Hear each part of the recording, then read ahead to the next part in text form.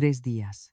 Solo 3 malditos días después de jurar ante el altar que seríamos uno solo hasta que la muerte nos separara, recibí la llamada que mató mi alma. El teléfono sonó a las 9 de la mañana. Era Rocío, la gerente del jardín de eventos donde celebré la boda de mis sueños. Su voz usualmente dulce y servicial temblaba al otro lado de la línea. Doña Marisol, encontramos algo en las cámaras de seguridad de su boda. Tiene que venir sola. Y por lo que más quiera, no le diga nada a Diego. Cuando escuché el nombre de mi esposo, un frío metálico me atravesó la espina dorsal, paralizando mi respiración. Antes de continuar, te pido algo sencillo. Si esta historia toca tu corazón, en algún momento suscríbete al canal. Aquí ningún dolor se cuenta en vano. Yo, Marisol, a mis 55 años, creía haber encontrado finalmente mi puerto seguro. Esa misma mañana había despertado con la luz del sol, acariciando las cortinas de encaje de mi recámara. Giré la cabeza sobre la almohada y ahí estaba Diego. 50 años, cabello ligeramente cano, respirando despacio con su brazo pesado y cálido sobre mi pecho. Mi esposo. La palabra aún me sabía a miel en los labios, sonaba a un milagro tardío. Me levanté de puntillas, acariciando la sábana con extrema delicadeza para no interrumpir su sueño. Caminé hacia la cocina y preparé café. El aroma a grano tostado inundó la casa, mi casa. Esa misma propiedad de una sola planta que mi tía Rosa me dejó al morir, comprada con décadas de coser dobladillos hasta que le sangraron los dedos, era mi santuario. Y yo, ingenua y cegada por la soledad, acababa de abrirle la puerta de par en par a un depredador disfrazado de caballero. Mientras el café humeaba en mi taza de cerámica blanca, tomé el celular. Cientos de mensajes se agolpaban en la pantalla. Fotos de la boda, mi vestido impecable, las luces doradas, mi amiga Valeria, sonriendo a mi lado como si fuera un ángel guardián. Todo era una pintura perfecta, hasta que la pantalla parpadeó abruptamente con un número desconocido. Contesté, sin imaginar que estaba abriendo la caja de Pandora. Bueno, doña Marisol, habla Rocío, del jardín Los Ahueguetes. Su voz era áspera, cargada de una tensión que casi podía tocarse. Tuvimos un problema técnico el sábado. El técnico revisó las grabaciones de seguridad anoche y encontramos una grabación de su evento. Hizo una pausa tragando aire. Una situación que necesita ver personalmente. No puedo hablar de esto por teléfono. Miro mis manos. Las mismas manos marcadas por años de sostener tiza en los pizarrones de la escuela secundaria ahora temblaban incontrolablemente. El café salpicó la madera de la mesa, manchando el mantel. ¿Qué tipo de situación, Rocío? Rompieron algo. Yo pago los daños, dije escuchando mi propia voz reducida a un susurro patético. No es dinero, doña Marisol. Confía en mí. Necesita venir aquí y verlo con sus propios ojos. Escuché su respiración pesada al otro lado. Hoy mismo. Y por favor, venga sola. El silencio se alargó denso y oscuro. No le comente nada a su esposo todavía. Lo entenderá cuando lo vea. Colgó. El clic del teléfono fue como el sonido de una guillotina cayendo sobre mi cuello. Me quedé paralizada, sintiendo el frío de las baldosas subir por mis pies descalzos. El aire de mi propia cocina de pronto parecía pesado y irrespirable. Miré a mi alrededor, a las paredes que yo misma había pintado, a los pequeños detalles que construían mi vida. Todo parecía estar a punto de desmoronarse por una simple llamada. ¿Qué secreto tan grande podía estar escondido en esas grabaciones que no soportaba la luz del día? Rocío era una mujer profesional, no se alarmaría por un par de copas rotas. Tenía que ser algo grave, algo que según ella no podía compartir con el hombre con el que acababa de jurar compartir mi vida entera. El crujido de la madera me sacó violentamente de mi trance. Escuché pasos descalzos arrastrándose por el pasillo. Diego entró a la cocina todavía con los ojos entrecerrados por el sueño. Llevaba solo su pantalón de pijama, bostezando con una pereza que antes me parecía encantadora. Buenos días, esposa, susurró con esa sonrisa torcida que durante el último año siempre lograba derretirme, acercándose por detrás. Sus brazos rodearon mi cintura con firmeza y sus labios rozaron mi cuello. Debería haber sentido amor, la absoluta seguridad de un hogar. Pero en ese instante preciso, bajo el eco maldito de la advertencia de Rocío, sus manos se sintieron frías. Frías y espantosamente ajenas, como si las garras de un buitre estuvieran midiendo a su presa antes de devorarla. Un escalofrío de repulsión pura, primitivo y violento, me recorrió el cuerpo entero. Tragué saliva con fuerza forzando los músculos de mi rostro para dibujar una sonrisa que casi me rompe la cara. Buenos días, le respondí obligando a mi voz a no temblar tratando de sonar normal mientras mi mundo interior colapsaba. Él se sirvió café con movimientos pausados, completamente ciego a la tormenta que acababa de desatarse en mi interior. Dijo que necesitaba ir a la constructora un par de horas a revisar unos pendientes que no podían esperar. No tardo mi heina. Heina. Qué ironía tan cruel, qué burla tan despiadada, escupida con voz de terciopelo. En cuanto la puerta principal se cerró con un golpe sordo y escuché el motor de su auto alejarse en la calle, el frágil escudo de mi calma se hizo pedazos. El silencio de la casa se desplomó sobre mí aplastándome. Caminé de un lado a otro de la sala como un animal acorralado tropezando con los regalos de boda que aún estaban apilados en un rincón. El reloj en la pared parecía avanzar en cámara lenta, una burla del tiempo cada tic-tac, golpeando mis sienes. A mis 55 años la vida ya me había dado suficientes golpes como para saber que la duda no es solo un pensamiento. La duda es un cáncer. Te come viva por dentro, destruye tu paz y aniquila tus nervios si no lo extirpas rápido y de raíz. No iba a quedarme sentada, esperando a volverme loca. Agarré mi bolso, me puse unos zapatos de prisa y tomé las llaves. Subí a mi auto y arranqué. Manejé hacia el jardín de eventos cortando el tráfico de la ciudad. Mis manos se aferraban al volante con tanta fuerza que los nudillos se me pusieron blancos, casi transparentes bajo la luz de la mañana. Las calles familiares pasaban borrosas por la ventana mientras mi corazón martillaba contra mis costillas. No sabía qué monstruo me esperaba atrapado en esa pantalla de seguridad. No sabía que el hombre que juró protegerme estaba a punto de convertirse en mi peor verdugo, pero el destino ya había lanzado los dados en mi contra. Y la verdad, esa verdad oscura, afilada y maloliente, estaba a punto de desgarrar mi vida para siempre. El trayecto de 20 minutos hasta el jardín Los Ahueguetes fue un calvario borroso. El sol del mediodía caía a plomo sobre las calles de la ciudad, pero yo manejaba temblando envuelta en un sudor frío que me pegaba la blusa a la espalda. La radio del coche tocaba una balada romántica que sonaba a pura burla, una estridencia insoportable que me obligó a apagarla de un manotazo. Cada semáforo en rojo era una tortura, cada minuto de espera me asfixiaba. Quería creer que todo era un error administrativo, un malentendido absurdo. Quizás algún mesero había roto cristalería cara y Rocío me necesitaba para arreglar cuentas. Me aferraba a esa esperanza estúpida, con la desesperación de quien se ahoga y busca agarrarse al filo de una navaja. Estacioné en la grava suelta del lugar.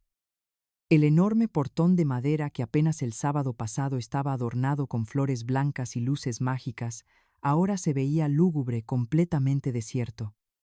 Rocío me esperaba en la entrada. No llevaba su habitual sonrisa de anfitriona.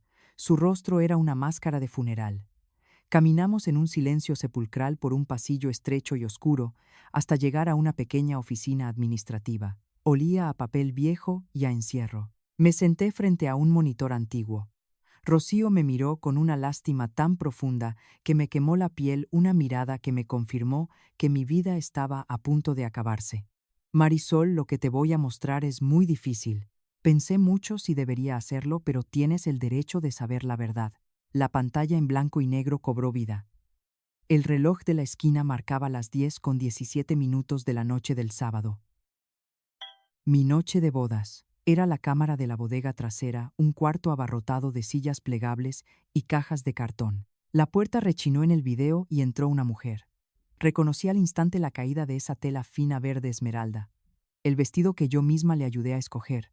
El cabello rubio cayendo sobre los hombros. Era Valeria, mi dama de honor, mi amiga desde la universidad, mi confidente. Miraba hacia atrás con paranoia antes de encerrarse con sigilo. 3 segundos después, una sombra se deslizó tras ella. Hombros anchos, impecable traje gris hecho a la medida.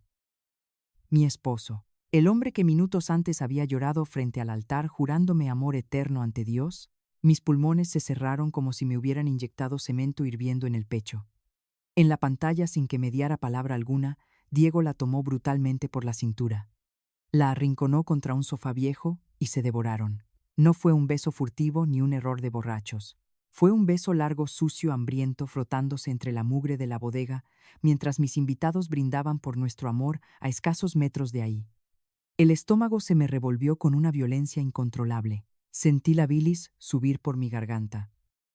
Quería gritar, quería romper la pantalla con mis propias manos, pero mi cuerpo estaba paralizado. Rocío, con un nudo en la garganta, subió el volumen de la grabación. Las voces rasposas invadieron la pequeña oficina clavándose en mis oídos como picahielos. Pensé que no iba a poder aguantar. La noche entera jadeaba Valeria frotando su rostro contra el pecho de él. Ya casi se acaba, aguanta un poco más. Mi amor, le respondió, el hombre que esa misma mañana me había llamado su reina. Valeria soltó una risa amarga cargada de veneno. Me dan ganas de vomitar, Diego, verte ahí bailando con ella besándola. ¿Cuánto tiempo más vamos a tener que fingir? Es una idiota, siempre lo fue, demasiado ingenua. Esperé en mi miseria que él la detuviera, que defendiera a su esposa, pero él soltó una carcajada cómplice, una risa cruel que destrozó el último fragmento intacto de mi alma. Fue demasiado fácil hacer que cayera redondita, se burló él, acomodándose la corbata frente a ella. Esa risa me heló la sangre por completo. El hombre bueno, el ingeniero respetable que había encantado a mis padres, confesó su plan maestro, con la frialdad de un sicario calculando su botín. Solo hasta que pase la casa a mi nombre, murmuró Diego, acariciándole el cuello a esa víbora.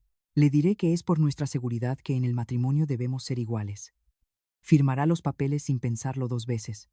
Planeaban robarme la casa de mi tía Rosa, el patrimonio de toda la vida de una costurera mexicana que se rompió la espalda trabajando de sol a sol para dejarme un techo seguro. Ellos querían arrebatarme mi refugio, venderlo, pedir el divorcio y largarse a otra ciudad con el dinero de mi sangre para empezar de nuevo. El pecho me ardía como si hubiera tragado brasas encendidas.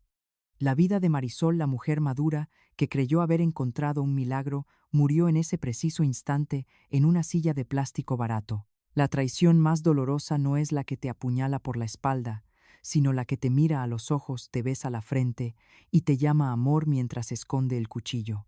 La vida de Marisol cambió para siempre en ese instante de oscuridad absoluta. Si alguna vez te has sentido invisible, usada o traicionada dentro de tu propia familia, quédate conmigo y suscríbete. ¿Desde qué ciudad de México nos estás acompañando ahora? Escríbelo en los comentarios, porque en medio de esta tormenta me encantaría saber quién está aquí conmigo, sosteniéndome la mano. El vídeo terminó. La pantalla quedó congelada en el momento exacto en que Diego le susurraba: «Siempre te amé solo a ti», un segundo antes de arreglarse el saco y salir a sonreírle a mis padres. Rocío pausó la grabación y el silencio de la oficina se volvió denso, ensordecedor, aplastante. Ninguna de las dos habló. Las palabras de consuelo no servían de nada frente a un alma que acababa de ser triturada. Las lágrimas que finalmente rompieron el dique de mis ojos no eran de tristeza, eran gotas de ácido hirviente resbalando por mis mejillas. ¿Quieres una copia de la grabación?, me preguntó Rocío, con un hilo de voz rompiendo el sepulcral silencio. Asentí lentamente, incapaz de articular sonido alguno. Mientras ella conectaba una memoria USB y transfería el archivo de mi propia ejecución, me miré las manos. Habían dejado de temblar. El dolor desgarrador que me asfixiaba comenzó a cristalizarse, transformándose en una costra de hielo negro. Tomé el pequeño dispositivo de plástico que me entregó. Pesaba apenas unos gramos, pero cargaba el peso de la destrucción de 3 vidas. Había entrado a esa oficina como una esposa confundida y enamorada, pero al cruzar el umbral de regreso hacia mi auto, algo se había roto para siempre. Salía de ahí como una mujer a la que le habían arrancado el corazón, estando viva, dispuesta a cobrar cada lágrima con intereses. Salir al estacionamiento fue como intentar caminar bajo el agua. El sol inclemente del mediodía quemaba el asfalto del jardín, los ahueguetes, pero yo tiritaba de un frío que me nacía en los huesos. Entré a mi coche. Cerré la puerta con un golpe sordo y me quedé mirando la pequeña memoria USB negra que descansaba en la palma de mi mano. Pesaba apenas unos gramos, pero se sentía más pesada que mi propia vida. El aire acondicionado me golpeaba el rostro, pero me faltaba el oxígeno. Apoyé la frente contra el volante de cuero, sintiendo la textura áspera raspar mi piel, y entonces el dique de mi cordura se rompió por completo. Un grito desgarrador animal y gutural salió de mi garganta rebotando contra los vidrios cerrados del auto. Mis lágrimas caían densas y calientes manchando el tablero y mi blusa. El dolor físico era atroz. Sentía punzadas agudas en el centro del pecho, como si 1000 agujas oxidadas estuvieran perforando mi corazón al mismo tiempo. ¿Cómo pude ser tan estúpida y ciega? ¿Cómo no vi al monstruo disfrazado de príncipe que dormía en mi cama? Mientras mis sollozos ahogaban el ruido del motor apagado, la imagen de mi tía Rosa cruzó por mi mente como un latigazo de fuego. Mi segunda madre, una mujer de manos ásperas agrietadas por décadas de lidiar con agujas e hilos de poliéster que se pasó 40 años cosiendo dobladillos en una fábrica sofocante para poder comprar esa casa de una sola planta. Esa casa era su vida entera, su legado de sangre y sudor, el único refugio seguro que me dejó cuando el maldito cáncer me la arrebató. Y ahí estaban ellos, Diego y Valeria, dos buitres carroñeros planeando pisotear su memoria para financiar sus lujos vulgares. Solo hasta que pase la casa a mi nombre resonaba la voz de Diego en mi cabeza burlona, asquerosa, manchada de saliva ajena. De pronto un recuerdo asaltó mi memoria con la fuerza de una bofetada a mano abierta. Hace 6 meses, cuando Diego pisó mi casa, por primera vez acarició las paredes del comedor con devoción y me dijo mirándome directo a los ojos: «Se siente el amor en cada rincón, Marisol, aquí quiero envejecer contigo». Mentiroso desgraciado, era un estafador barato recitando un guión escrito por mi mejor amiga. Todo había sido un teatro asqueroso. La bilis volvió a subirme por la garganta al recordar cómo tejieron meticulosamente su red para atraparme. Conocí a Diego en una carne asada, pero hasta ahora encajaban las piezas del rompecabezas. Fue Valeria quien organizó esa comida. Fue ella quien nos puso frente a frente. «Mira, amiga, es ingeniero trabajador y está soltero. Hacen una pareja preciosa», me susurró ese día al oído, sirviéndome más tequila con una sonrisa de complicidad.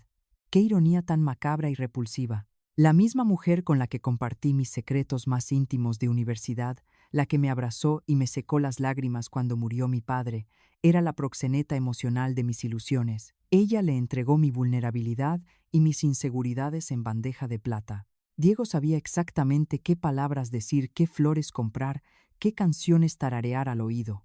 Era un depredador entrenado, alimentado con mis debilidades por mi supuesta hermana del alma. Me cortejó como a una reina intocable solo para coronarme de espinas. Sentí un asco físico incontrolable, asco de mis propios recuerdos felices, asco de las cenas románticas a la luz de las velas, asco visceral de haberle entregado mi cuerpo a un hombre que solo acariciaba las escrituras de mi propiedad. Y luego el golpe más vil de todos, el sacrilegio imperdonable que me revolvía las entrañas, la iglesia. Apenas 3 miserables días atrás lo vi parado frente al altar mayor, impecable en su traje gris hecho a la medida. El mismísimo traje con el que horas después se revolcaría en la mugre de una bodega de sillas plegables. Lo escuché jurar ante el sacerdote, ante Dios, ante mis padres ancianos que lloraban lágrimas de emoción genuina en la primera fila. Yo, Diego, te recibo a ti, Marisol, como mi esposa. Prometo serte fiel en la prosperidad y en la adversidad todos los días de mi vida. Qué actuación tan sublime, tan digna de un premio a la hipocresía. Qué blasfemia tan perfecta. Sus ojos brillaban ese día, y yo en mi patética ceguera de mujer de 55 años, desesperada por un poco de calor humano, creí que eran lágrimas de amor puro. Pero no. Eran lágrimas de triunfo y codicia. El triunfo de un criminal emocional que estaba a punto de cerrar el negocio de su vida con la maestra de historia solterona. El silencio del auto se volvió denso y sofocante. Me miré en el espejo retrovisor. Tenía los ojos hinchados, inyectados en sangre, el maquillaje corrido formando cicatrices negras que marcaban mis mejillas pálidas. Esa mujer derrotada, humillada y patética que me devolvía la mirada desde el cristal tenía que morir ahí mismo en ese estacionamiento de grava ardiente. Metí la memoria USB en mi bolso con un movimiento brusco y definitivo. La tristeza infinita, esa agonía punzante que me paralizaba los músculos, comenzó a mutar en mi interior. Se cristalizó en un odio frío, denso y absolutamente oscuro. Un odio purificador que me enderezó la columna vertebral. Diego creía que yo era una mujer ingenua, una presa fácil y mansa que bajaría la cabeza y firmaría obediente su propia sentencia de ruina. Valeria creía que su inteligencia maquiavélica era infinitamente superior a la mía. Se equivocaban de la peor manera posible. Habían despertado a una fiera herida, a una mujer dispuesta a quemar el mundo entero antes de entregarles un solo ladrillo manchado con el sudor de mi tía Rosa. Encendí el motor del auto, haciendo rugir la máquina. Las llantas rechinaron contra el asfalto al acelerar. No iba a volver a casa a llorar sobre mis sábanas sucias de mentiras. Iba a la casa de mis padres. Iba a preparar mi venganza, una que ninguno de esos dos miserables olvidaría mientras tuvieran vida. Manejé por las calles de la ciudad con una frialdad que me asustaba. El llanto se había secado, dejando tras de sí una costra de sal sobre mis mejillas y un ardor en el pecho que ya no era tristeza sino un fuego negro y consumidor. Cada semáforo, cada esquina me acercaba al pequeño departamento de mis padres en una colonia modesta al otro lado de la ciudad. Mientras apretaba el volante, la voz de Diego resonaba en mi mente como un eco venenoso. Él pensaba que yo era una solterona cincuentona, una presa fácil agradecida por las migajas de atención de un hombre apuesto. Se equivocaba. Se había metido con la sangre equivocada. Estacioné frente al edificio desgastado y subí en el elevador con la respiración cortada. Al abrirse las puertas en el quinto piso, vi a mis padres esperándome en el pasillo. Sus rostros surcados por los años de trabajo honesto se contrajeron en una máscara de preocupación al ver mi estado. «Marisol, mi niña, ¿qué pasó? ¿Estás llorando?», exclamó mi madre corriendo a abrazarme con esa calidez que solo las madres poseen. Mi padre, don Roberto, un hombre de 78 años que se había roto la espalda toda su vida como chofer de autobús para darme una educación, me tomó por los hombros y nos empujó hacia el interior del departamento. «¿Te peleaste con Diego?», preguntó él con la voz cargada de una ansiedad protectora. «¿Cómo le explicas a los seres que te dieron la vida que el hombre al que acababan de bendecir frente al altar no es más que un buitre esperando a picotear tus huesos?» Me derrumbé en el viejo sofá de la sala, sintiendo que el aire me faltaba, mientras sacaba de mi bolso esa pequeña memoria USB negra, el ataúd digital de mi matrimonio. «Necesitan ver una cosa», logré pronunciar con la garganta rasposa, poniendo el dispositivo sobre la mesita de centro. Mi padre, con las manos temblorosas por la edad y la tensión, conectó la memoria a su vieja computadora portátil y la conectó a la televisión. Los tres nos quedamos ahí petrificados en el viejo sofá, viendo cómo la escena más grotesca y dolorosa de mi vida se desarrollaba en esa pantalla de alta definición. Mi madre soltó un grito ahogado, llevándose ambas manos a la boca, cuando vio a Diego devorándole la boca a Valeria entre las cajas polvorientas, pero fue la reacción de mi padre la que rompió el aire tenso del lugar. Don Roberto se puso pálido, su mandíbula se trabó con tal fuerza que creí que se rompería los dientes. Cuando la grabación terminó, sus puños estaban cerrados y temblaban de una rabia pura y primitiva. «Voy a matar a ese infeliz desgraciado», rugió entre dientes dirigiéndose hacia la puerta con la intención de hacer justicia por su propia mano. «Papá, espera», no grité, levantándome de golpe para bloquearle el paso sujetando su brazo tembloroso. «¿Cómo que no? Mira lo que te hizo ese animal. Mira cómo te engañó», reclamó él con los ojos inyectados en sangre. El instinto de un padre es proteger a su cría a cualquier costo, pero yo sabía que un enfrentamiento ahora sería un error garrafal. «Si vas allá, él lo va a negar todo», le expliqué con la voz repentinamente firme, sorprendiéndome a mí misma. «Inventará excusas, dirá que fue un error de borrachos, intentará manipularme de nuevo, haciéndose la víctima». Mi madre, secándose las lágrimas con un pañuelo arrugado, me miró fijamente. «Entonces, ¿qué vas a hacer, hija?». En ese preciso instante, mirando la pantalla negra del televisor, una idea comenzó a formarse en mi mente. Una idea brillante, fría y absolutamente devastadora. «Quiero que todos lo sepan», susurré, y cada sílaba resonó con la fuerza de una sentencia de muerte. «Quiero que cada persona que estuvo en esa boda vea quién es Diego realmente, quién es Valeria en verdad». Les expuse mi plan. Organizaría una comida el próximo sábado, un evento supuestamente para agradecer a los invitados por acompañarnos en nuestro día especial. Y justo en medio del banquete, cuando estuvieran comiendo y bebiendo a mi salud, proyectaría esa misma grabación en una pantalla gigante. Mi padre frunció el ceño evaluando la magnitud de mi atrevimiento. Era arriesgado, era escandaloso, pero era la única forma de arrancarles las máscaras en público sin dejarles salida ni coartada. Ellos creyeron que yo era demasiado estúpida, una maestra de historia aburrida, a la que podían robarle la casa de su difunta tía en sus narices. Querían jugar con fuego, pues yo les iba a regalar un incendio forestal.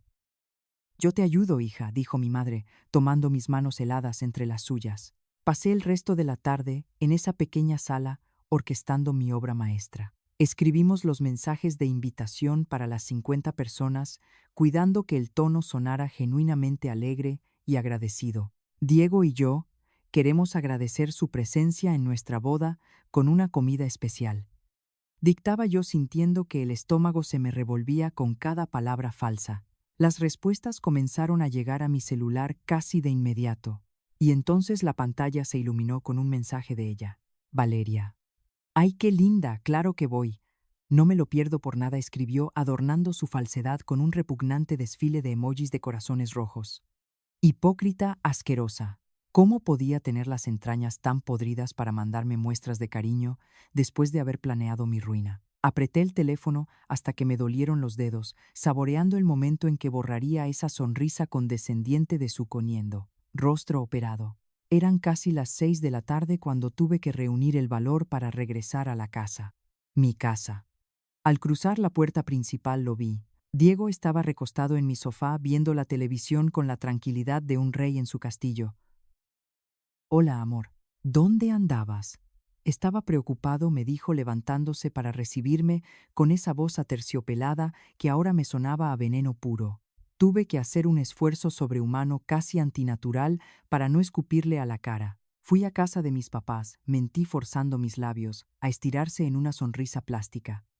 Él se acercó y me besó la frente. Dejé que me tocara sintiendo oleadas de repulsión y asco recorrer mi cuerpo entero. Tuve que tragarme mi propia dignidad y fingir ignorancia, sabiendo que cada segundo a su lado era una tortura psicológica. Pero la cacería había comenzado, y yo estaba dispuesta a jugar el papel de la esposa devota y estúpida solo unos días más, hasta que la trampa se cerrara de golpe sobre su cuello. El peso de su brazo sobre mis hombros se sentía como una serpiente gruesa y fría enroscándose lentamente en mi cuello. Diego me atrajo hacia él en el sofá de la sala, besando mi sien con esa ternura prefabricada que ahora me provocaba unas arcadas incontrolables. Tuve que clavar mis uñas en la palma de mi mano escondida bajo un cojín para no gritar y empujarlo con asco. Su aliento ese, que seguramente aún guardaba el sabor de la boca de Valeria, rozó mi oído mientras me preguntaba qué haríamos de cenar. «Amor, tuve una idea», le dije girando el rostro apenas lo suficiente, para evitar sus labios forzando una animación que me rasgaba la garganta como vidrio molido. «Quería hacer una comida el sábado que viene, para agradecer a la gente que fue a nuestra boda». «¿Qué opinas?». Diego frunció el ceño, su máscara de esposo devoto resquebrajándose por una fracción de segundo ante el gasto o la molestia innecesaria. «Una comida. No sé, Mari. No es muy pronto para eso», murmuró evaluando la situación con la cautela de un ladrón. «Ay, pero va a estar padre», insistí moldeando mi voz con una dulzura venenosa que yo misma desconocía tener. «Una forma de retribuir el cariño de todos, y va a ser en el mismo lugar en Los Ahueguetes. Muy fácil de organizar». Lo vi dudar. En sus ojos oscuros, esos pozos de mentiras donde yo solía ahogarme de amor ciego, leí el cálculo rápido de un estafador que no quiere contradecir a su víctima justo antes de dar el golpe final. «Está bien, si tú quieres la hacemos», cedió finalmente con una sonrisa condescendiente y vacía. Me levanté de inmediato hacia la cocina con la excusa de preparar la cena, sintiendo que los pulmones me ardían por la falta de oxígeno. El resto de la semana se convirtió en una tortura psicológica de proporciones dantescas. Mantener la rutina normal era como caminar descalza sobre brasas ardiendo. Despertar a su lado, prepararle el desayuno, despedirlo con un beso fingido y luego ir a la escuela a enseñar historia a mis alumnos, todo, mientras mi propia historia personal se desangraba por dentro.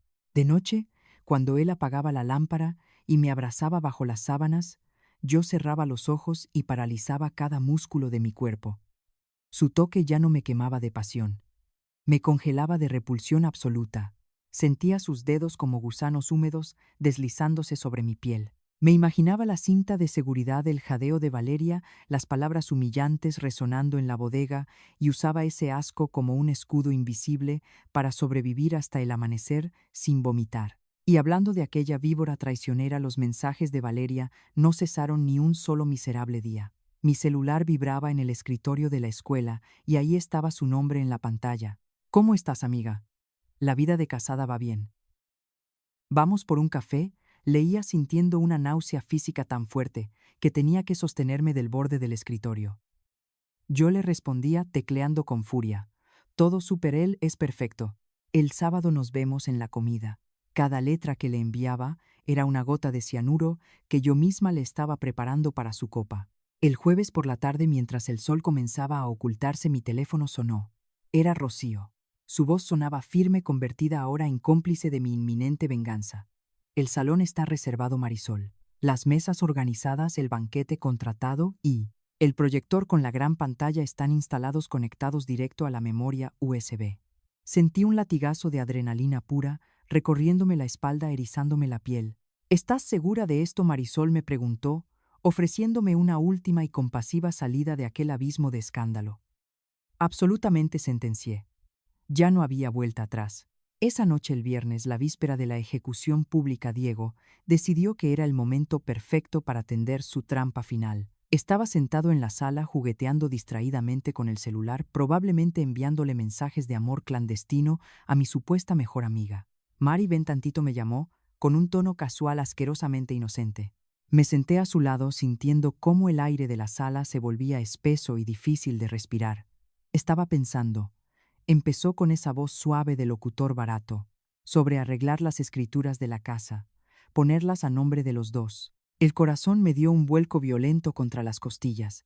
Estaba repitiendo el maldito guión de la cámara de seguridad palabra por palabra, justo como lo ensayó con ella. Creo que es importante. Estamos casados, tenemos que compartir todo. No quiero que sientas que estoy viviendo de arrimado en tu casa. Quiero que sea nuestra casa de verdad. Escuchar su manipulación en vivo, sabiendo exactamente la porquería que escondía detrás de esa fachada de esposo equitativo, fue una bofetada a mi intelecto. Me hirvió la sangre. Escuchar hasta el final es el primer paso para no callar más. Si estás del lado de la verdad, deja tu like. ¿Cómo reaccionarías tú en el lugar de Marisol frente a semejante nivel de cinismo? Yo tuve que morder el interior de mi mejilla hasta saborear la sangre metálica en mi boca para no escupirle a la cara y gritarle que sabía que era un ladrón. Miserable. Lo miré a los ojos, manteniendo un rostro de mármol absolutamente inexpresivo a pesar del huracán que me destrozaba por dentro. Déjame pensarlo un poco.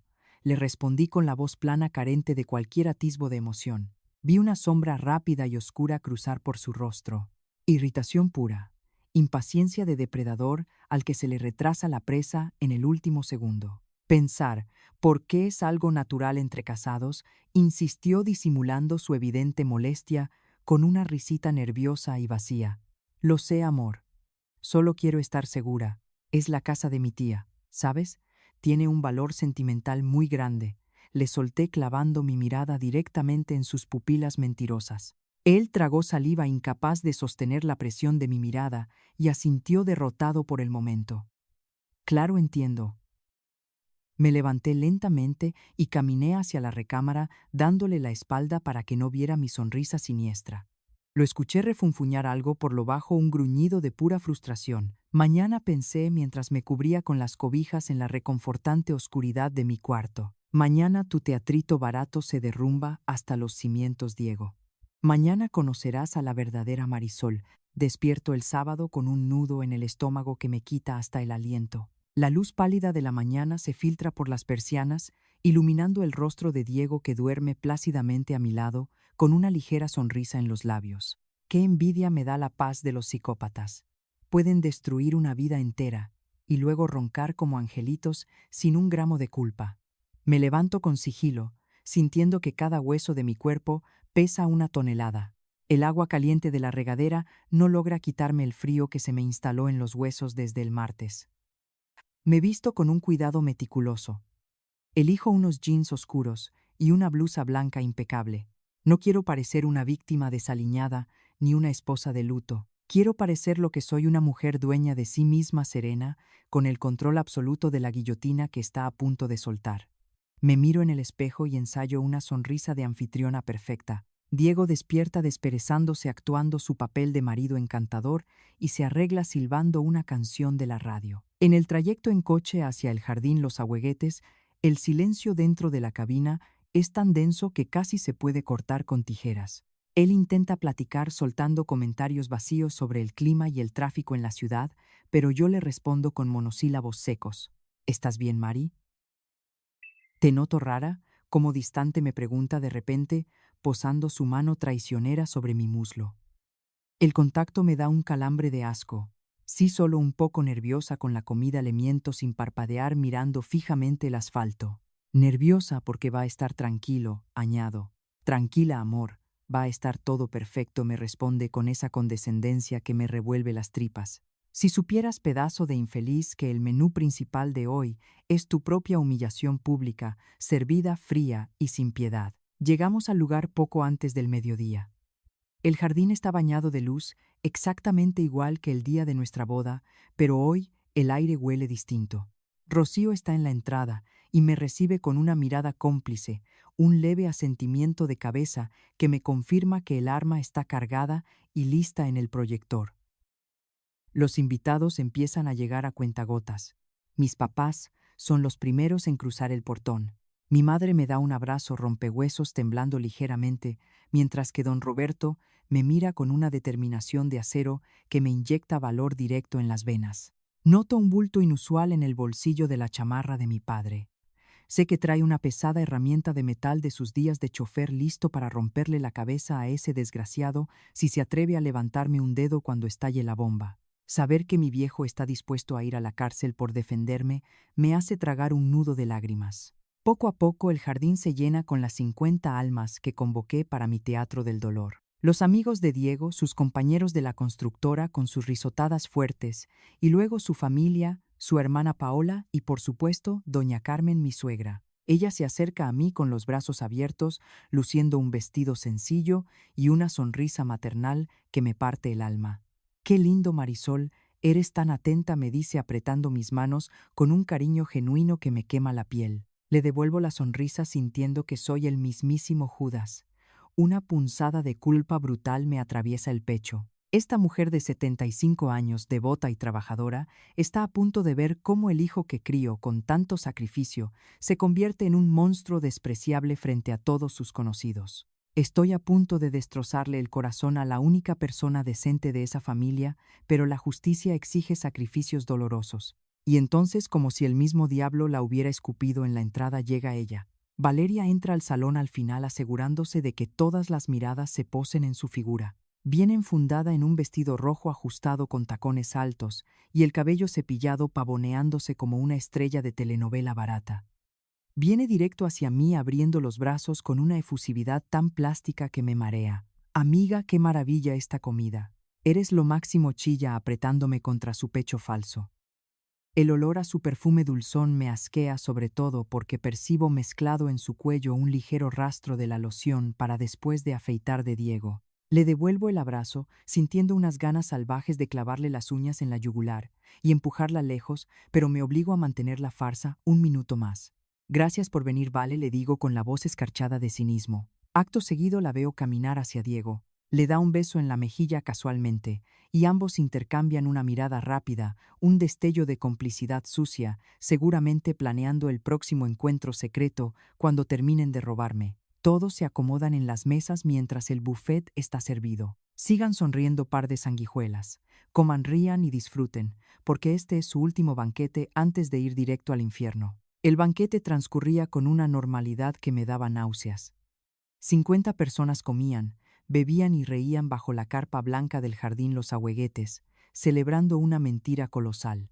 El olor a mole poblano y arroz rojo se mezclaba con el perfume caro de Valeria, quien estaba sentada a un par de mesas de distancia, platicando animadamente con los amigos de la constructora. Desde mi lugar observaba a Diego devorar su plato con una tranquilidad pasmosa, actuando como el anfitrión perfecto, llenando las copas de mis tíos y recibiendo palmadas en la espalda. Sentí un calambre en el estómago, una mezcla de repulsión y furia contenida. Traguen bien par de sanguijuelas, pensé apretando la servilleta de tela bajo la mesa hasta que mis nudillos palidecieron. Traguen y disfruten cada bocado pagado con mi dinero, porque esta es literalmente su última cena en la impunidad. Ver a mi supuesta mejor amiga y a mi esposo sonreírse con disimulo, creyendo que tenían mi vida comprada y empacada para su fuga, me inyectó la dosis final de adrenalina que necesitaba. Ya no había vuelta atrás. El verdugo estaba listo. A la 1:30 de la tarde el tintineo de los cubiertos empezó a menguar, y supe que era el momento exacto. Me levanté de mi silla despacio, alisando mi blusa blanca, y caminé hacia el centro de la pista, justo al lado de la enorme pantalla que Rocío había cubierto estratégicamente con una tela negra.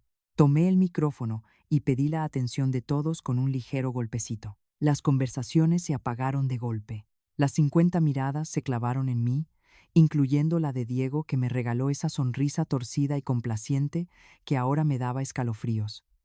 Diego y yo queríamos agradecer profundamente su presencia en nuestra boda. Fue un día inolvidable. Comencé forzando un tono dulce que me raspaba la garganta como lija. La gente sonrió y algunos aplaudieron con entusiasmo. Y para hacer esta comida aún más especial, les preparé una sorpresa, un video de detrás de cámaras de la boda. Imágenes que ustedes no vieron pero que son muy reveladoras. Vi cómo la frente de mi esposo se arrugaba levemente en una mueca de pura confusión y alerta. ¿Qué video?, pareció preguntarse con la mirada, pero antes de que pudiera abrir la boca, le hice una señal a Rocío. Las luces principales del salón se apagaron de golpe, sumiendo el lugar en una penumbra expectante. El chasquido del proyector encendiéndose resonó en el silencio como el percutor de un arma de fuego. La pantalla gigante se iluminó, mostrando no un montaje romántico con música de fondo, sino la cruda y granulada imagen en blanco y negro de la bodega de sillas del salón. Un murmullo de curiosidad recorrió las mesas. Algunos invitados se inclinaron hacia adelante, entrecerrando los ojos para entender la escena. En el video, la puerta de madera rechinó al abrirse y una figura femenina entró apresurada. La inconfundible silueta de Valeria, con su vestido entallado, apareció en tamaño gigante frente a todos sus conocidos. Los murmullos se volvieron un poco más tensos, cargados de desconcierto. Segundos después, la sombra alta de Diego entró en la pantalla y cerró la puerta tras de sí. El salón de repente se quedó en un silencio sepulcral, espeso y cargado de electricidad estática. Rocío, implacable desde la cabina, subió el volumen de las bocinas al máximo. Pensé que no iba a poder aguantar la noche entera. Retumbó la voz jadeante y ansiosa de Valeria por todo el lugar, rebotando en las paredes. Escuché un grito ahogado a mi derecha. Era doña Carmen, mi suegra, llevándose ambas manos al pecho como si el corazón se le estuviera partiendo en dos. En la pantalla inmensa, mi flamante esposo jaló a mi dama de honor por la cintura y se fundieron en un beso salvaje, asqueroso y desesperado, un beso que no dejaba lugar a dudas ni a justificaciones baratas. El salón entero estalló en caos. Sillas arrastrándose contra el piso, exclamaciones de asombro, de indignación y de profundo asco resonaron como truenos bajo la carpa. Valeria se levantó de un salto tan brusco que tiró su silla hacia atrás con el rostro desfigurado por el pánico absoluto. «Marisol, te lo juro, puedo explicarlo», chilló histérica, intentando correr hacia mí con las manos extendidas. Pero mi padre, don Roberto, se interpuso en su camino como una pared de roca inamovible. «Siéntate y trágate tu veneno. Hasta el final», maldita víbora, le ordenó con una voz tan potente y amenazadora que Valeria retrocedió tropezando, temblando de pies a cabeza. Diego, por su parte, había perdido todo rastro de color en el rostro. Parecía un cadáver exquisitamente vestido. Su mirada brincaba de la pantalla gigante hacia mí, suplicante, aterrorizada, dándose cuenta de que estaba atrapado en un matadero sin ninguna puerta de salida. La rata finalmente había caído en la trampa, pero la humillación apenas comenzaba a raspar el fondo del barril.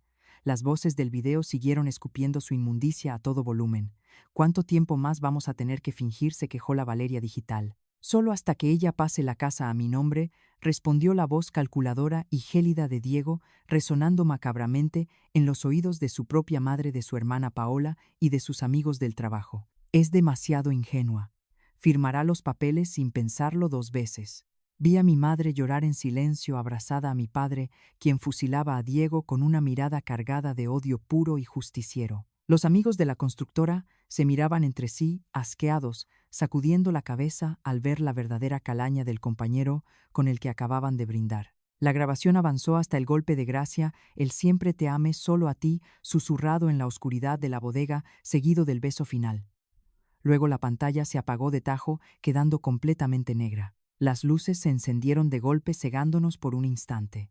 El silencio que siguió fue abrumador, ensordecedor, un vacío absoluto, donde solo se escuchaba la respiración agitada de 50 personas en estado de shock severo. Estaba hecho. El castillo de mentiras acababa de ser dinamitado frente a sus propias narices, y ahora solo quedaba barrer las cenizas. El silencio que sepultó al jardín los ahueguetes tras apagarse la pantalla no era el de la paz, sino el de una tumba recién cavada. 50 pares de ojos apuñalaban la figura patética de Diego, el ingeniero intachable, que de pronto parecía un muñeco de trapo a medio descoser al ser descubierto. Valeria, mi supuesta hermana del alma, temblaba en su silla con el costoso maquillaje escurriéndosele por la cara como brea barata. Verlos ahí, despojados violentamente de sus máscaras de santidad, expuestos como un par de sanguijuelas de alcantarilla, me provocó una sacudida de asco tan profunda que casi me hizo sonreír. ¿Dónde había quedado la superioridad intelectual de la víbora que me llamaba ingenua y tonta a mis espaldas? Ahí estaba encogida sobre sí misma, esperando inútilmente que la tierra se abriera y se la tragara entera antes de enfrentar la pava. Mirada de mis padres. La quietud asfixiante se rompió con el sonido seco, brutal y perfectamente afinado de una bofetada. Doña Carmen, la mujer devota y conservadora de 75 años, se había levantado con una agilidad insospechada y le cruzó la cara a su propio hijo con la mano abierta. El eco del golpe crujió bajo la carpa blanca haciendo saltar a más de uno. «¿Cómo pudiste, pedazo de animal?», le gritó con la voz desgarrada, ahogada en lágrimas de vergüenza pura e indignación. «¿Cómo le haces esto a esta niña buena? Yo no te eduqué para ser una lacra, un cobarde vividor que engaña mujeres solas». Diego, aturdido por el impacto físico y moral, se llevó la mano a la mejilla enrojecida. Intentó balbucear una excusa patética, un mamá yo puedo explicarlo, que sonó 1000 veces más falso que sus juramentos en el altar. «Cállate». El hocico lo cortó ella en seco, repudiándolo frente a toda nuestra gente sin titubear un segundo. Paola, su hermana menor, lo miraba con los brazos cruzados y una mueca de asco indimulable, asintiendo ante cada palabra de repudio de su madre. El éxodo de la decencia comenzó de inmediato. Los amigos de la constructora, esos mismos que minutos antes le daban palmadas en la espalda, haciéndole reverencias como al gran triunfador, empezaron a levantarse de sus mesas en estricto silencio. Caminaron hacia la salida sin dirigirle una sola mirada de compasión al impostor. Javier, uno de sus colegas más cercanos y honestos, se detuvo frente a mí un instante y dijo en voz alta, asegurándose de que el cobarde escuchara cada sílaba: «Te mereces el mundo, Marisol, no a esta basura humana». Fue entonces cuando mi padre, don Roberto, dio un paso al frente. Su 1,70 m de estatura parecía medir 3 metros de pura autoridad en ese momento. Se paró a un palmo de la cara de Diego, señalándolo con un dedo nudoso que no temblaba en lo absoluto. «Tienes exactamente 1 hora para sacar tus porquerías de la casa de mi hija», le soltó mi viejo, con una calma espeluznante que congelaba la sangre. «1 hora. Si cuando yo llegue allá todavía estás pisando mi propiedad, te saco a patadas y llamo a la patrulla por allanamiento de morada». Diego me buscó desesperadamente con la mirada, arrastrándose moralmente como un gusano herido. «Mari, mi amor, por favor». «Todo esto fue un error», suplicó, intentando dar un paso hacia mí con las manos suplicantes.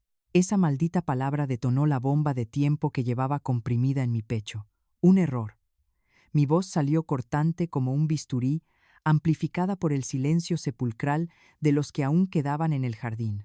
Un error es pasarse un alto en la calle Diego. Un error es olvidar unas llaves en la mesa. Tú conspiraste. Tú me diste cada palabra, compraste flores, te hincaste en una iglesia y fingiste amarme día y noche solo para robarme el patrimonio de mi tía muerta. Valeria, en un arranque de histeria y lágrimas de cocodrilo, intentó acercarse también, rompiendo a llorar a gritos. «Amiga, perdóname, te lo suplico», chilló, agarrándose de mi brazo con desesperación. Me zafé con tal violencia que la hice trastabillar sobre sus tacones. Tú no eres mi amiga, nunca lo fuiste. Eres una estafadora barata disfrazada de confidente. Me usaste, te reíste de mi soledad y te revolcaste con mi esposo. Me quité el anillo de bodas del dedo, ese aro de oro falso que ahora me quemaba la piel con su peso de mentiras, y se lo arrojé directo al pecho a Diego. El anillo rebotó y cayó al suelo rodando miserablemente entre sus zapatos lustrados. Lárguense de mi vista antes de que deje que mi padre haga el trabajo sucio, sentencié con los dientes apretados. Los vi marchar hacia su propia ruina.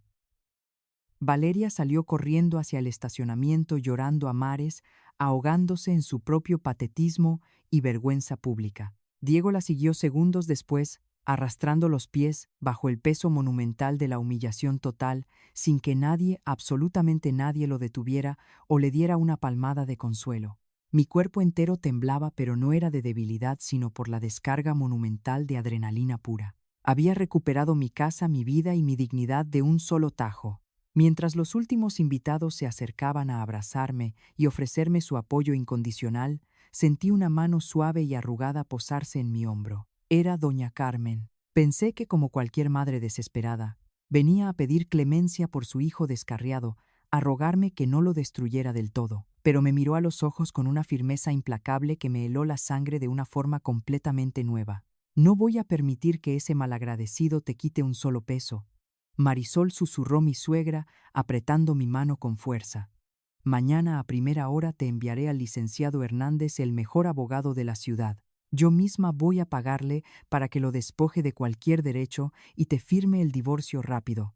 A mi lado la justicia se hace completa. Me quedé sin aliento. El golpe maestro no lo había dado yo sola. La propia madre del estafador acababa de entregarle la soga perfecta para su ahorcamiento legal. El trayecto de regreso a mi casa fue un viaje en un silencio casi sepulcral, roto únicamente por el zumbido del motor y la respiración acompasada de mi padre al volante. El sol de la tarde caía a plomo sobre las calles de nuestra colonia, un contraste brutal con el huracán categoría 5 que acababa de arrasar con mi vida y mi dignidad bajo aquella carpa blanca.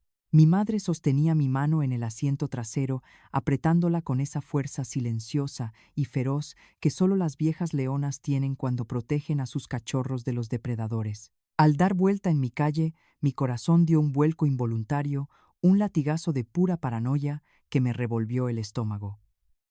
¿Estaría ese infeliz atrincherado en mi sala, esperando para manipularme con lágrimas de cocodrilo?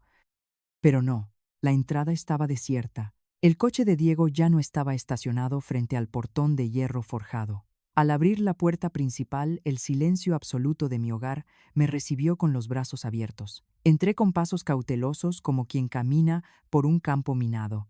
Fui directo a la recámara principal. El closet estaba abierto de par en par, vaciado a medias, los ganchos tirados por el suelo, como si un ladrón asustado hubiera agarrado sus harapos a puñadas antes de huir despavorido como la rata cobarde que era. Sobre la cama, perfectamente tendida justo en el centro del edredón, descansaba un pedazo de papel doblado por la mitad. Lo tomé con la punta de los dedos, sintiendo un asco visceral como si la hoja misma estuviera infectada de alguna enfermedad contagiosa. Era una carta escrita a mano, con esa letra suya torcida y nerviosa que hasta hacía unos días me parecía adorable. Marisol, sé que no tengo derecho a pedir perdón. Comenzaba el muy cínico, desbordando lástima barata para intentar salvar su pellejo. Sé que arruiné todo, pero quería que supieras que en medio de esto empecé a sentir algo real por ti. No fue todo mentira. Perdóname por haberte lastimado. Algo real. En serio, pedazo de imbécil. Apreté la mandíbula hasta que me dolieron las encías. Arrugué el papel con una furia sorda, aplastando sus patéticas mentiras de papel, y lo arrojé con desprecio al fondo del bote de basura del baño. Era la última bofetada a mi inteligencia, el último intento desesperado de un estafador de quinta por dejar una puerta entreabierta para seguir sangrándome. Vete al diablo, Diego, ni en 1000 vidas volvería a creerme el cuento del príncipe arrepentido. Mi padre revisó cada rincón, asegurándose de que no faltara nada de valor, y sentenció con voz de trueno: mañana mismo. A primera hora le cambias las chapas a toda la casa, hija. para que esta sabandija no vuelva a poner un pie aquí. Esa noche mis padres se negaron rotundamente a dejarme sola.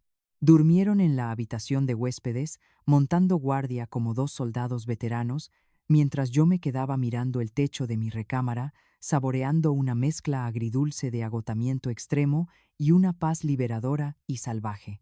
El lunes por la mañana, la realidad tocó a mi puerta, pero esta vez no traía desgracias ni traiciones, sino una justicia divina e implacable. Mi celular sonó mientras me preparaba un café amargo. Era un número desconocido. Señora Marisol, mi nombre es el licenciado Hernández, se presentó una voz grave, pulcra y sumamente formal. Fui contratado y pagado en su totalidad por la señora Carmen, su suegra, para representarla a usted en el proceso de divorcio. Me quedé helada con la taza a medio camino de mis labios, sintiendo un escalofrío recorrer mi nuca. Doña Carmen no había hablado por hablar bajo la carpa. La anciana había cumplido su palabra con una lealtad y una sed de justicia que me estremeció el alma entera. La señora Carmen fue muy clara, y tajante continuó el abogado con un tono letal, afilado como una navaja. Con el video como evidencia de dolo, fraude moral y mala fe, tramitaremos un divorcio exprés. Ese tipejo no tiene derecho ni a un solo clavo de su casa, ni a pensión, ni a nada. Lo vamos a dejar en la calle legalmente hablando. Apenas colgaba con el abogado sintiendo que me quitaban un bloque de cemento de 100 kilos del pecho. La pantalla de mi celular volvió a brillar en la barra de la cocina. El nombre parpadeante me revolvió las tripas al instante: Valeria. Mi primer instinto fue rechazar la llamada y enviarla al abismo, pero la curiosidad mórbida de escuchar cómo se arrastraba una traidora humillada pudo más que mi asco. Mari, por favor, te lo ruego, no me cuelgues, sollozó al instante con una voz rasposa ahogada en mocos y miseria pura. Su tono altanero, envidioso y sofisticado de dama de sociedad se había evaporado por completo en el aire. Terminé con él, te lo juro por mi vida. Cuando vi la cara de tu mamá, cuando vi a todos mirándome con asco en el salón, me di cuenta de que soy un monstruo. Él me manipuló, amiga, me lavó el cerebro, yo no quería hacerte daño. La rabia me subió por la garganta como ácido sulfúrico hirviendo. Amiga.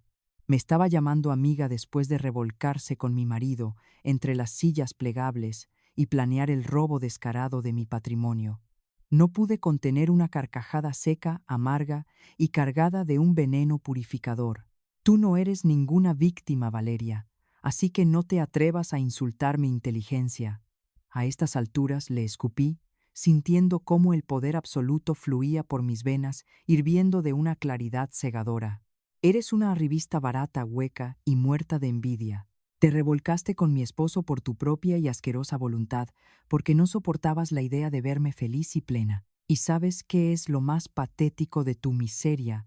Que perdiste a la única persona en este maldito mundo que metía las manos al fuego por ti, por un cobarde trepador que te botó al primer problema. Del otro lado de la línea solo se escuchaba un llanto histérico, patético y completamente roto. No te molestes en buscarme jamás, porque para mí ustedes dos están muertos, enterrados y pudriéndose bajo la basura de ese salón. Sentencié con la frialdad de un témpano de hielo. Corté la llamada sin esperar ni un quejido de respuesta, y con un movimiento firme de mi dedo índice bloqueé su número para toda la eternidad. Respiré hondo, cerrando los ojos y llenando mis pulmones con el olor a café fresco de mi propia cocina, de mi propia y sagrada casa. El aire nunca me había sabido tan dulce, tan limpio, tan gloriosamente libre de ratas. El divorcio se firmó con la misma rapidez con la que se desmoronó mi vida de casada. Un mes exacto después de la humillación pública, el licenciado Hernández me entregó los papeles que me devolvían mi libertad y mi patrimonio intacto. Ese mismo día, abrí el cajón de mi buró y saqué el anillo de compromiso que Diego me había dado. Una baratija brillante que representaba la mentira más asquerosa de mi vida. Caminé hasta una casa de empeño en el centro de la ciudad con la cabeza en alto. ¿Cuánto me da por esta porquería?, le espeté al valuador, un señor canoso con lupa en el ojo. Te puedo dar 3,000 pesos, me respondió evaluando el metal con indiferencia. Solté una risa amarga que resonó en el mostrador. 3,000 míseros pesos. Exactamente lo que valían sus promesas de amor eterno, su lealtad de papel maché y su hombría de pacotilla. Tomé los billetes arrugados sin titubear, Con ese dinero manchado de traición me fui directo a una librería y compré enciclopedias y libros de historia nuevos para los niños de mi escuela secundaria. Transformé la estafa de un vividor en educación para mentes limpias. La vida retomó su curso, pero yo ya no era la misma Marisol ingenua que suspiraba por un ramo de rosas compradas en el semáforo. Me había convertido en una mujer blindada con el radar afilado contra cualquier sanguijuela. 3 meses después de la explosión, estaba escogiendo fruta en el tianguis del domingo, con mi madre a mi lado, cuando escuché mi nombre. Era Javier, el único amigo de Diego que tuvo las agallas de escupirle su desprecio en la cara el día de la comida. Nos saludamos entre los puestos. Su mirada era distinta, no tenía la voracidad calculadora de Diego, tenía una transparencia que me desconcertó por completo. Marisé, que tal vez sea pronto, me dijo bajando la voz con un respeto reverencial, pero cuando te sientas lista, me encantaría conocerte mejor. De verdad, sin mentiras. Mi instinto primitivo gritaba que huyera, que todos los hombres eran lobos disfrazados. La lucha interna me paralizó por un segundo frente a los guacales de madera. ¿Acaso mi corazón de 55 años soportaría otro rasguño? Lo miré fijo, buscando la trampa, el truco barato, pero solo encontré paciencia. Voy a pensar en tu invitación, Javier, le respondí con cautela. El tiempo, ese cirujano implacable, fue cerrando las heridas. 6 meses después acepté ese café, y luego otro. Javier era un bálsamo, un hombre decente que no intentaba deslumbrarme con palabrería barata ni promesas vacías. Un domingo por la mañana, mientras Javier leía el periódico en el pórtico de mi casa, mi celular vibró. Era un mensaje de doña Carmen, mi ex suegra, con quien aún mantenía un cariño intacto. Buenos días, Marisol. Diego se casó ayer con una muchacha que conoció hace 6 meses. Solo quería avisarte por si lo ves en las redes sociales.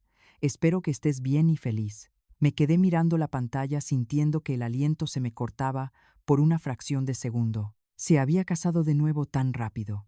Seguramente había encontrado a otra presa incauta, con una propiedad a su nombre, para seguir operando su estafa piramidal de amor. Sentí una punzada no de celos sino de lástima profunda, una piedad asquerosa por la pobre infeliz que ahora dormía con el enemigo. Le mostré el mensaje a Javier esperando que la sombra de mi pasado arruinara nuestra mañana. Él leyó el texto con el ceño fruncido, dobló el periódico a un lado y me miró directo a los ojos. ¿Y cómo te sientes?, me preguntó, escudriñando mi alma sin filtros. Sonreí dándome cuenta de que el veneno ya no hacía efecto. No siento nada, absolutamente nada, le respondí con una sinceridad aplastante. Solo espero que no le haga a ella lo que me hizo a mí. Es un extraño para mí.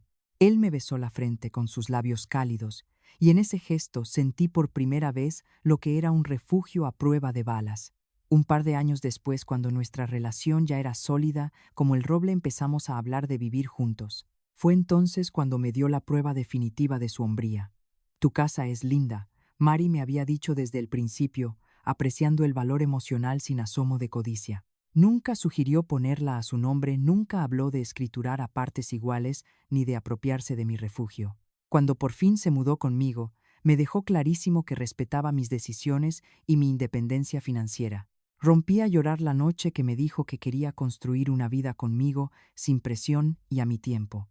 Lloré como no lo había hecho desde el día del video, pero esta vez eran lágrimas de gratitud y de sanación absoluta. Hoy, a mis años, miro hacia atrás sentada en el pórtico de la casa que mi tía Rosa me heredó y no cambiaría ni una sola coma de mi historia. Javier y yo nos casamos por lo civil, sin fiestas pretenciosas ni falsos amigos, solo lo esencial: amor verdadero y personas a las que genuinamente les importamos.